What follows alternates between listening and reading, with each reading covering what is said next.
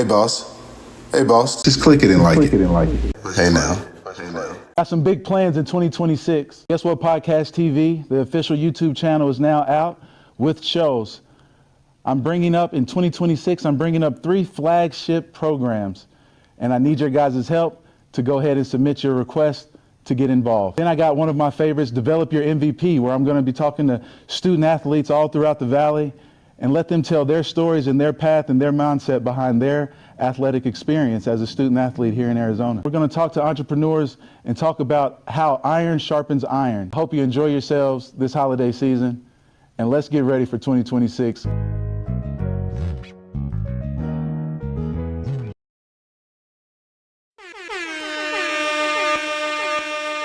I'ma go harder than them. I'ma go harder than them.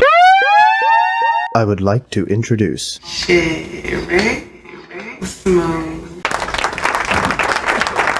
Yeah! Hey Rick, play that song. Nah, I can't even hear what you say. I ain't finna do shit. If it ain't about money, bitch, you can miss me with it. Okay. Man, I'm just doing what I'm doing. We already know what it is. This is another GWP Check-In. Welcome to all my listeners and watchers. Guess what? Podcast TV. This here is an extremely special check-in. I have with me here Mr. Obbie West. I pulled up his Instagram so you guys can see it with me right here. A very accomplished spoken word artist. Mr. West, how are you doing, sir? I'm blessed, man. How are you? I'm good. Thank you for asking. First and foremost, man, thank you so much for agreeing to come onto this platform and giving me some of your time. I greatly appreciate it. Hey, the gesture is absolutely mutual, man. Thank you for having me here. Awesome. Thank you, sir. My next question is, man, we cool with getting right into it? I probably got about 6 questions for you. Then I got to ask of a personal favor. And then I'll let you go because I know you're a busy man. You catching flights and going everywhere. Let's do it, man. Let's do it. All right, Mr. West. For those who don't know, which I don't know how, but for those who don't know, could you please introduce yourself, give yourself a formal introduction of who you are, your background, and how what type of artistry you present to this world of creativity. Okay, my name is Obbie West. I am a spoken word artist, originally from Los Angeles, California, currently based in Las Vegas, Nevada. I'm a spoken word artist, and well, let's start from the top. 3 things that I spend most of my day focused on. One is my daughter. Second is art, and then there's advocacy. So I'm a spoken word artist and an advocate for abuse reduction with a concentration on sexual assault and harassment prevention, which I go around and the federal government organizations or any organization who has a mandatory requirement for this training or just deems the training necessary, and I facilitate training on abuse reduction. That training is also facilitated through spoken word. So I'm an artist and a father. Anything else is temporary. That's dope. Being a father myself, I can definitely respect it. And speaking of your art, sir, I'm just going to take a personal moment, and I definitely don't gas people, but I can let you know, roughly about 4 years ago, I lost my father. I saw some of your posts and some of your clips online. Your words, your presentation, it resonated with me. It definitely helped me get through get through that a major grieving period. It actually motivated me to start writing consistently again. And I just want to take this time to truthfully say I greatly appreciate you. Thank you for sharing your work. It's absolutely powerful, man. Absolutely powerful. So thank you in that regard, boss. Thank you, man. That means a lot. No problem. Now, to change speeds a little bit, I said it earlier. Your work and your art has taken you everywhere. I said earlier, you catching flights. You got an event you going to this weekend up in New Jersey, I believe, a poetry spoken word event. You're getting booked everywhere. let's speak on the beginning. Did you think that when you started releasing your art to the world that it would take you the places it has taken you, and you've been able to be as impactful as you have been? No, I would be dishonest if I said when I started that I imagined that it would present the opportunities that it has. I think a large part of that is when I started, I didn't start with the intent to travel beyond where I was at. I just wanted to express myself. Sometimes we jump into certain things and we already have an end goal. We say, I want to do this so I can get here, right? That wasn't it for me. I just wanted to express myself that night. You know what I mean? That's awesome.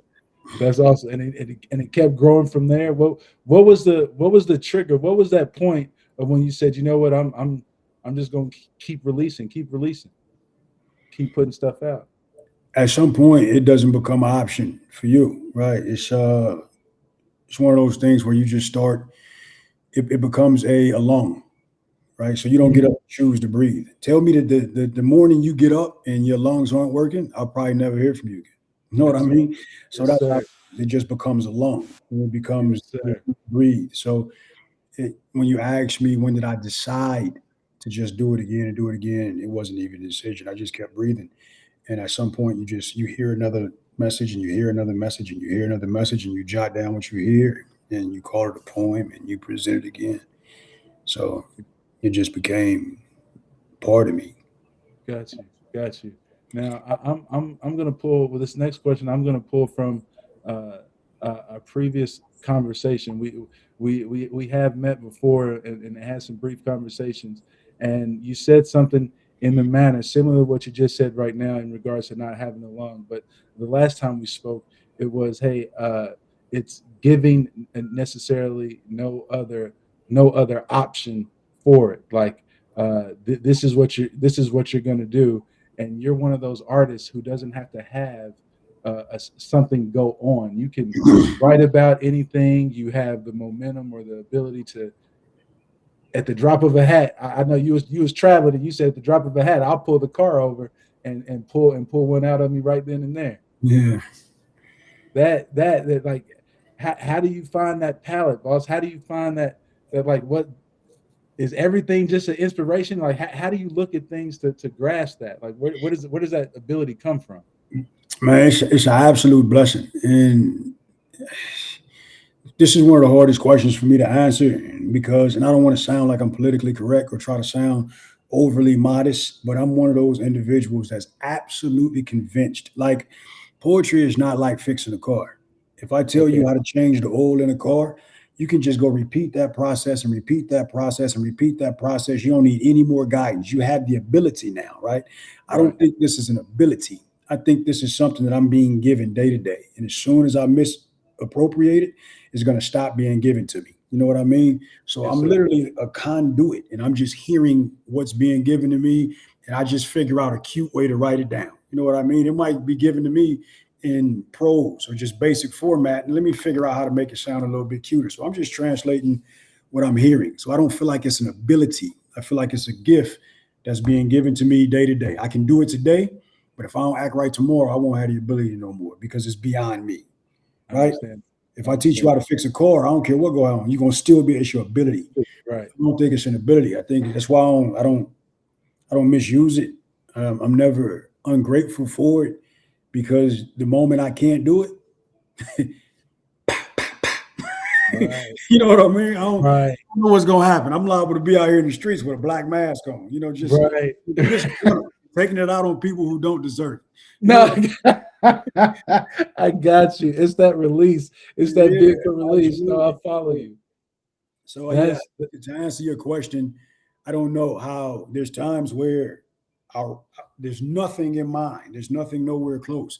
And I'll be driving down the street and I'll think about something or I'll hear something on the radio and boom, there's a poem. And then the next day it happens again. And the next day it happens again. If you look at a lot of the posts on IG, you'll see that sometimes poems are posted 5 days in a row, right? Yes, these are poems that I wrote and said, this is the day I'm gonna release them. No, those are poems that was written 5-10 minutes before it was posted. They just came 5 days in a row. And then for a month, there's nothing. And then after that month, 7, 8 days, and then for a month, there's nothing. You know what I mean? So Yeah. I think it's just about listening and knowing when you hear something that's worth addressing. That's all it is. Knowing, listening, and knowing to address something. Yeah, knowing when you hear something that's worth addressing. Knowing when you hear something that's worth addressing. Right. Where is the value in, like, the value necessarily in that process? How do you, and the value is not the right word, but like, how do you use the discernment to decide? It chooses you because you understand. I understand that this is a gift. It's not an ability. These messages are choosing you every time. Bro, I can't remember the last time I said today I'm gonna sit down and write about this. You know what I mean? That amazes me, man. Yeah, I don't pick topics to write about. There's times where somebody might contact me and say, "Hey, I have this type of event. This is the theme. Can you write a poem that addresses this?" And then I'll sit down and I'll, try to do. But most times, I'm a recipient of the subject. I don't come up with the subject. You know what I mean? Okay. Which is why the subjects are so vast. Like you go to the IG page, there's a poem in there addressing the little woman who's inside the self-checkout machine at Walmart. She'd be like, "Put the item in the bag." You'd be like, Right. "Motherfucker," you know what I'm saying? Yes, sir. Yes, sir. Like there's a poem addressing that. So the way it has happened for me is, if it's part of life, it's some way that it can be written about. You know what I mean? Yeah. Versus the only time I can write is if there's emotional distress, or the only time I can write is when I'm horny, or the only time I can write, as long as I'm breathing, the things that happen seem to be able to be written about, right? But I don't pick the topics, man. I promise you, I don't pick the topics. I just That's dope. I just see you on so many different platforms, like you said, in aspects of so much different content, from speaking about I'm assuming the association of Trayvon Martin and the very bullet of when the gun was released, the trigger was released, and the bullets coming out, and how you told that story through your work. And man, there's just so many pieces. I'm a true fan. So much, sir, that I really want to get to it. I know that we had a conversation in the past, and you said that there's one place you haven't performed yet, and you don't believe that you performed in Phoenix yet, in Mesa, Arizona. Is that correct? I have not. Sir, we have an amazing spoken word community. My guys with Poetry Hype and I Am Root Brand, we do spoken word every third Fridays at my space, my venue space. Sir, it would truly be an honor if we could work it out in the new year, 2026 sometime, for you to come out. I would even be better prepared to give a full interview with you and do you true justice. But man, my people out here and all of Mesa, all of Arizona, they need to have the opportunity to see you live and see how you present your art, because it truly is something special in my opinion. I appreciate that, man. I would be remiss if I didn't go back a little bit, and I hate to hone in on semantics, but because this is going to be released in a public forum, I feel like I have to say this in order to establish a standard. You use the word fan, right? I try to steer away from fan. Fan seems expendable to me. So yeah, I don't. Supporter is a little bit more appropriate for me. You're somebody who supports what I do, but I try to steer away from people referring to themselves as my. I don't even say that. I don't even say. So yeah, my fans came. So I don't mean to home. If it was just you and I talking, I would just let it slide. But you're gonna release this, so I just. Boss, hey, you know what? And I'm truly genuine and authentic. I'm keeping every aspect of this. I'm not editing no part of that. Yeah. I truly respect and love every piece of that, man. Thank you, man. Yeah, Thank no you. sweat at all. But, that's what's up. Yeah, but I still didn't get that answer out of you, though. You talking about Phoenix? Yeah. Oh yes, it's a done deal. I'm down the street, right? I'm down the street. So yeah, it's a done deal. However you need me show up for you, I'm there, man. I would love to. That's what's up, sir. Thank you so much. Thank you so much, Mr. Obbie West. Yeah. Mr. West, man, this has definitely been a pleasure. I greatly appreciate it. I'm looking forward to reaching out to you again and finalizing when you're coming down here. I already know I have this event. It's a true conversation piece. Tell me what you think about it. You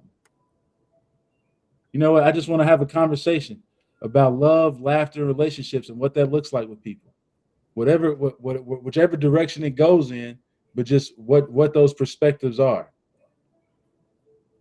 Does that make sense? Yeah, it makes complete sense. I think it's a very popular topic too. So if you're gonna get some input on anything, it's gonna be on that. Definitely. I definitely want to be the moderator. I definitely would love you to share your art in that regard. Yeah. It's going to be It's going to be a powerful piece. I'm definitely going to let you go, sir. I'm going to give you all the specifics. I greatly appreciate your time. Thank you so much for your time, sir. Hey, no sweat at all, man. Thank you for having me. All right, boss. Appreciate you, boss. Hey.